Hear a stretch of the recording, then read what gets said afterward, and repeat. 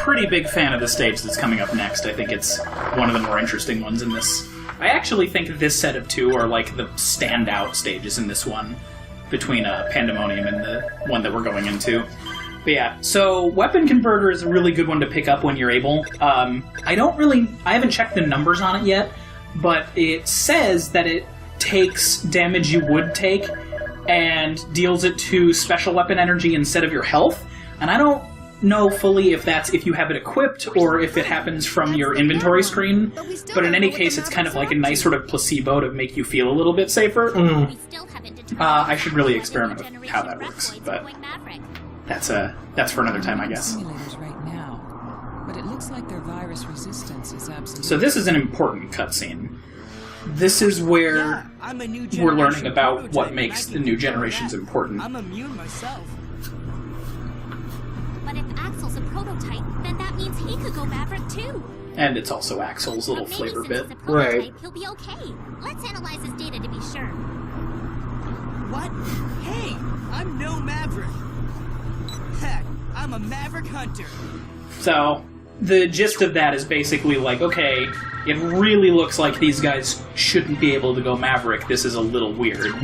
And Axel confirms that being the prototype, which I guess they have taken readings before. In X5, they talk about how Zero is clearly immune. It's actually making him stronger. Right.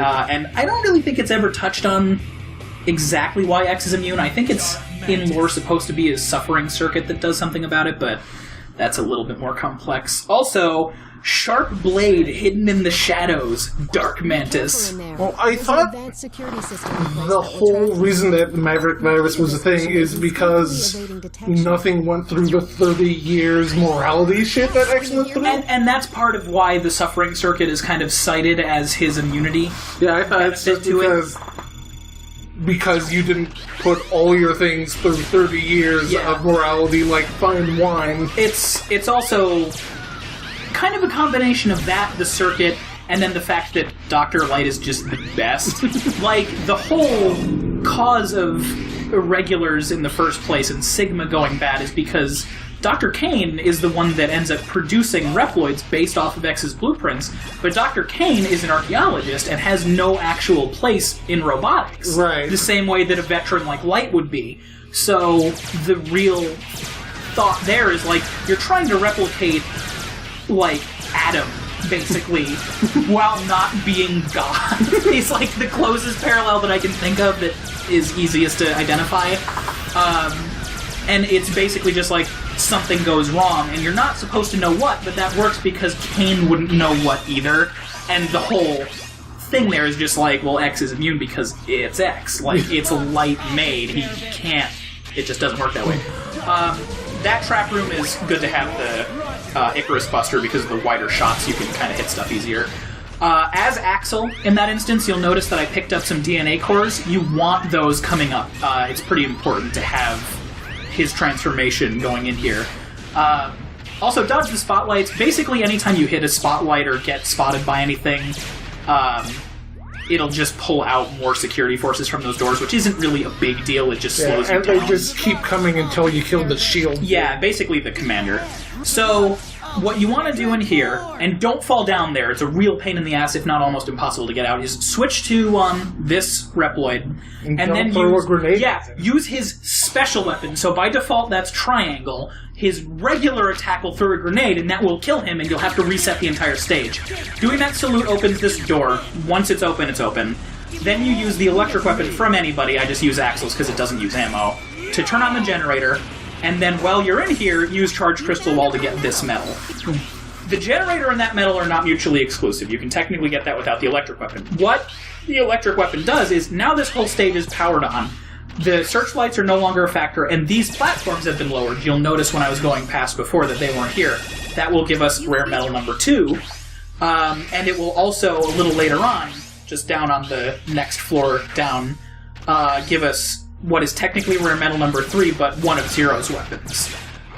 Which is also a thing that's interesting in this one. Kind of touched on in X7, but not good because it's X7. Is Zero actually gets alternate swords and weapons in this one. Kind of similar to how Axel gets different physical guns. which is just more flavor for the characters. You can see it up in the top right there. That is Zero's. It's really tough to see. These platforms will be here if it's still lit, I think.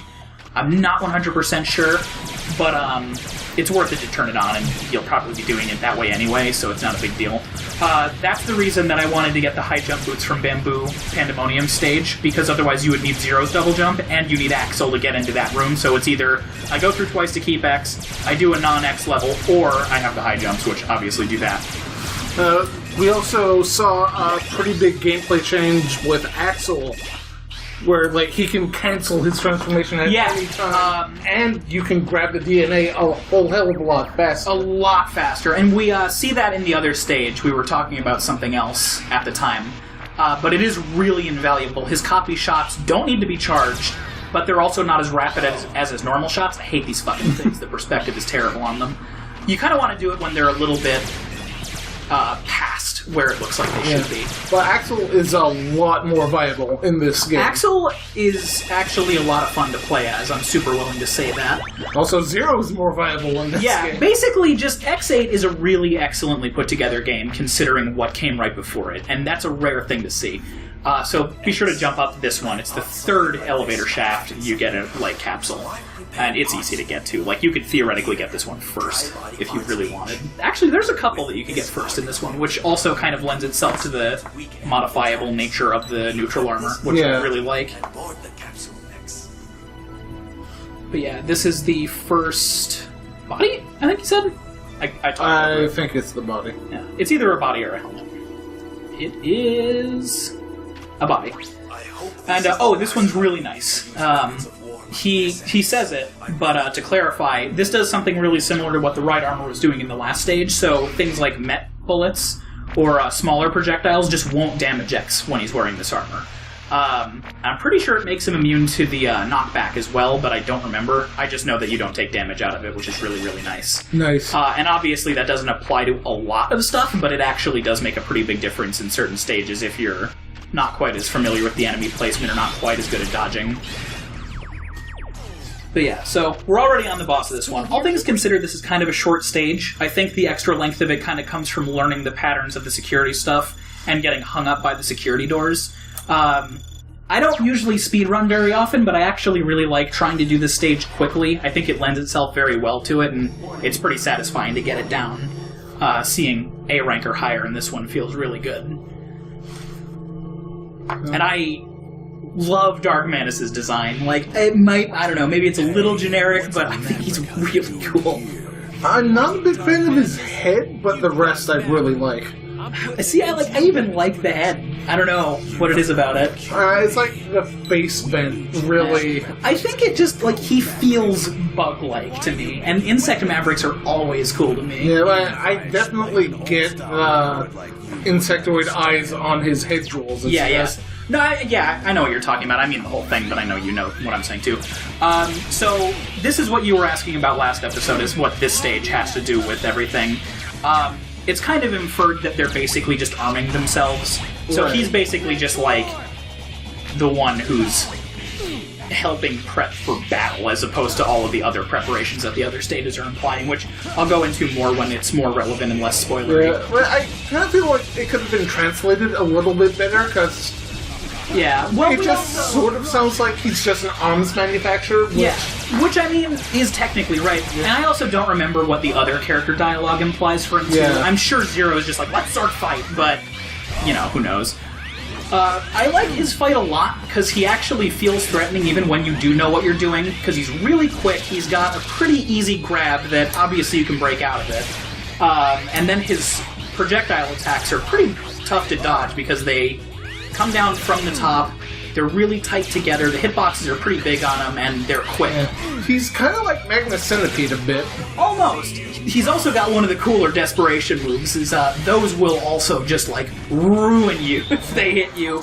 And it's kind of a visual trick, because you see them up on the left side, and you need to hit the right in order to not get hit by it, because you want to basically be underneath where they're starting, even though, since you see that much visual weight on that side, you're like, okay, I'm staying away from that, and then it comes down the opposite and hits you.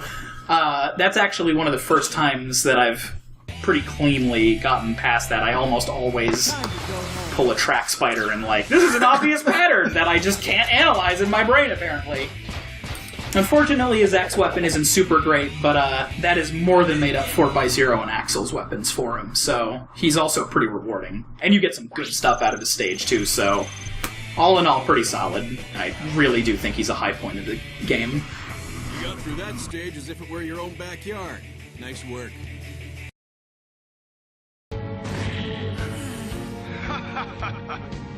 What's wrong, Domon?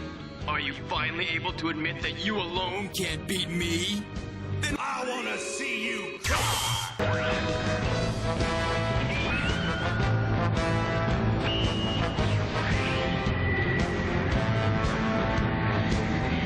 Stormhound Throne!